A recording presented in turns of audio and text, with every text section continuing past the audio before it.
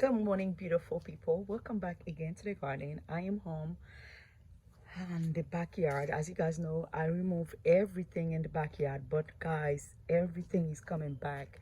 Look at how many things I have to pull out again, and I have to do it by tomorrow because I am putting the house back on the market. Yes, look at the flowers. The thing all going crazy again, and I have to remove all those beautiful lilies to bring them to my friend house. Look at those a crepe myrtle right here. So many seed, so many beautiful flowers coming back. But what I can do, nothing I can do. I have to remove everything. I have to remove everything was growing here. That's the project for this week. Mm.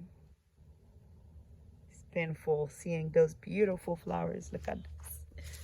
Look at this. I mean, it's from seed. Look, you see, it's very much a lot. Banana, this banana, I remove her so many times, and she keep come back, and come back. Ugh, it is crazy. But you know what? There's a reason for it. If my house can sell on the market, there's a reason for it. Thank you, friends, for watching.